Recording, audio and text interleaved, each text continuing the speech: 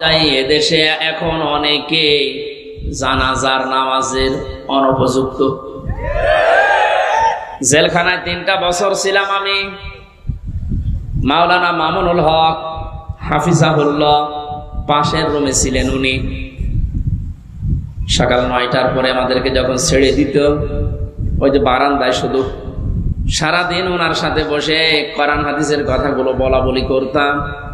আমার মনে হয় প্রতিদিন উনি আমাকে এই নসিহতটা করতেন, হামজা, বাইরে যদি কোনোদিন যেতে পারি, কোনোদিন কোনো কাফের মুশরিক বেঈমানের জানাজা পড়াবো না, কবরেও যাব না। কয়েকদিন প্রশ্ন করেছিলাম যে ভাই, আপনি এই বিষয়টা নিয়ে এত কঠিন, এত সিরিয়াস হয়ে যাচ্ছেন। বলে, দেখো, এই বিষয়টা সুন্নত, নফল, মুস্তাহাব, মুবানা, এটা একটা হারাম কাজ। কোন বেঈমানের জানাজার নামাজে যাওয়া, সাক্ষী দেওয়া, তাকে কবরে দেওয়া, এটা হারাম কাজ। কি কাজ? সূরা তাওবার 84 নম্বর আয়াত। এবং এই যে আলেমের যে বক্তব্য এতক্ষণ শুনলেন, ওনার এই কথা অনুযায়ী এদেশে এখন অনেকে জানাজার নামাজের অনুপযুক্ত।